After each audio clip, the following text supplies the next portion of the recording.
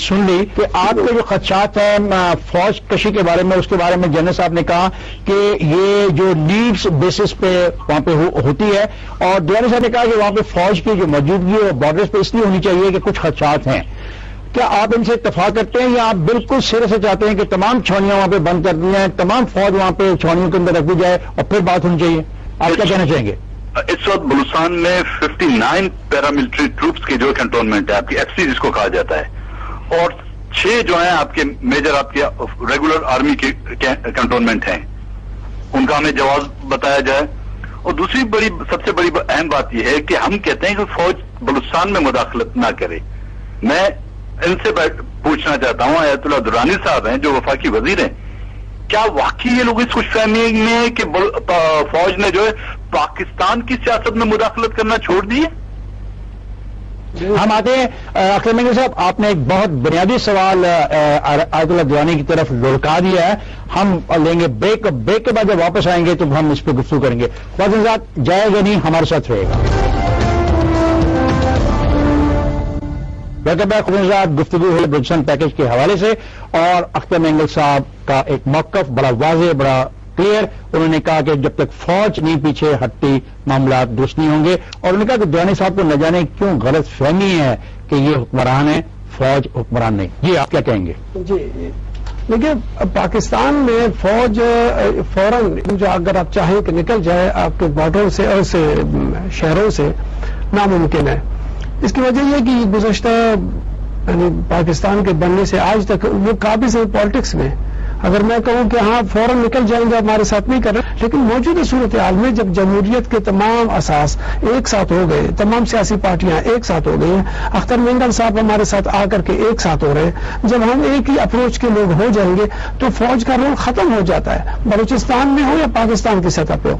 جب اختر مینگل صاحب آ کر کے پاکستان میں بلوچستان میں بیٹھ جائیں، اس پیکج کے ایک ایک نقطے کو ہم اس کے سامنے رکھیں گے. ابھی بھی رکھنے کو تیار ہے، جہاں وہ بیٹھے ہوئے وہی رکھیں گے، جہاں سے وہ چاہے گا اس وقت ہم شروع کریں گے. اگر وہ کہے گا کہ پہلے فوج کو وڈرا کیا جائے، میں اس کو کمٹ کر لیتا ہوں کہ اس وقت جس دن یہاں سے یہ اناؤنس ہونے دیں، ہم فوج کو وہاں سے وڈرا کرانے کے لیے ایک طاقتور کوشش آپ کے توسط سے کر سکتے ہیں جب ہم اور آپ ایک ہوں گے.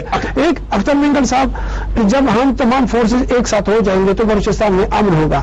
فوج کو گنجائش نہیں نکلے گی کہ آ کے آپریشن کرے، لیکن فوج کو بہانہ چاہیے ہوتا ہے، اور انٹیلیجنس وہ بہانہ کہاں سے پورا کر لیتا ہے؟ اس کے اپنے اداروں سے، چاہے وہ کوئی بھی ایجنسی اس کا ہے، وہ اٹھاتا رہتا ہے. کم سے ہم سب اتنا کہہ سکتے ہیں موجودہ حکومت میں ہم اس کی اختیارداری کو ایک ساتھ کم کر سکتے ہیں. صاحب یہ درانی صاحب یہ کہہ رہے ہیں کہ سیاسی قوتوں کو پاکستان میں اکٹھا ہونا چاہیے، کیونکہ اگر ایجنسیاں فوج کو غلط خبریں دے کے، غلط اطلاعات لکھ کے ان کو یہاں پہ بٹھائے ہوئے ہیں، اگر پولیٹیکل فورسز قریب آئیں گی تو مسئلے میں بہتری آئے گی اور فیصلہ ہو سکے گا. کیا آپ اس فلسفے سے اتفاق کرتے ہیں؟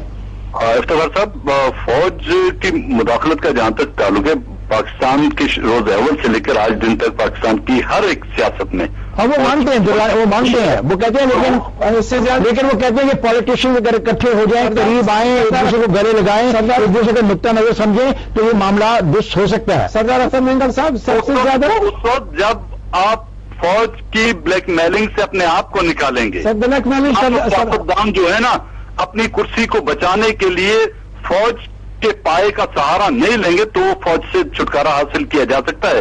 لیکن افتخار صاحب سب سے بڑی بات یہ ہے، یہ میں ان سے پوچھنا چاہتا ہوں، یہ سوال میں نے ان سے پہلے بھی کیا، کیا بلوچستان میں قتل ہونے والے لوگوں اس میں جو فوجی شامل ہیں ان کو سزا دی جا سکتی ہے؟ وہ نہیں ہوگا. نہیں دے سکتے سر، فوجیوں کو، فوجی جرنلوں کو سزا نہیں دے سکتے. اگر یکجا ہو جائیں تو بہت کچھ.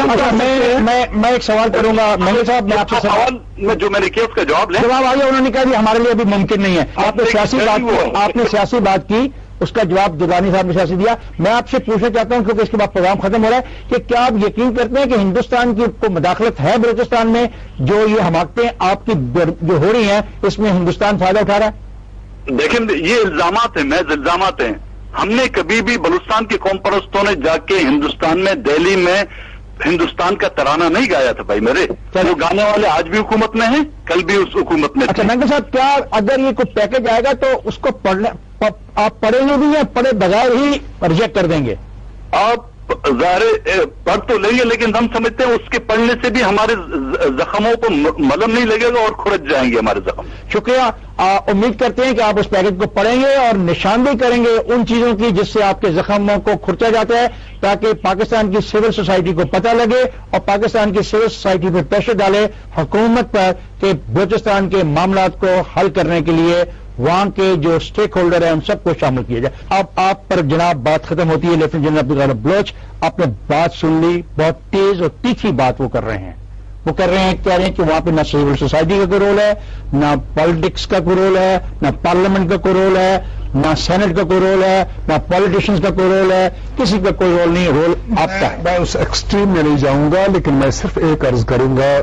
چونکہ حکومت کے نمائندے میرے رائٹ سائڈ پہ بیٹھے ہیں دورانی صاحب، یہ جو آپ یہ سول انتظامیہ یا سیاسی انتظامیہ، یہ جو فوٹو سیشن کرنے کا ان کو اتنا شوق ہو گیا آرمی چیف کے ساتھ یا آرمی براس کے ساتھ، یہ کن کی ذمہ داری ہے؟ فوجی ان کو کہتے ہیں کہ جی ہمیں بلا لے تصویریں کھنچائیں روزانہ، کہ آج آرمی چیف جو ہے پریزیڈنٹ سے ملاقات کر رہا ہے، آج وزیر اعظم سے ملاقات، ہر دوسرے دن ہر تیسرے دن.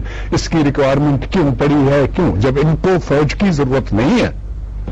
یہ تو آپ کہہ سکتے ہیں کہ چلو یہ وزیرستان آپریشن کے لیے یا سماعت آپریشن کے لیے اس کی ریکوائرمنٹ تھی، اس سے پہلے بھی تو یہ کارروائی تھی.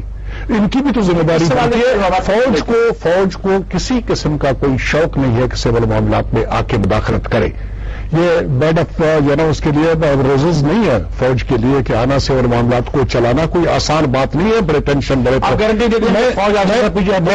میں آپ کو یقین دلاتا ہوں، بلوچستان کی بات نہیں کر رہا ہوں کہ بلوچستان کے معاملات میں کیا وجہ ہے کہ فوج اب تک اس قسم کی انوالومنٹ رکھی ہوئی ہے. ان کی بات یہ صحیح ہے کہ فوج کے انٹیلیجنس ایجنسیز آج بھی بلوچستان میں بڑے ایکٹیو ہیں، اور یہ بہت بڑی شکایت ہے بلوچستان کے لوگوں کا. اور یہ ڈسٹینسز بڑھا رہا ہے کہ لوگوں کو اٹھایا جاتا ہے، پتہ نہیں چلتا ہے کہ کون لے گیا ہے.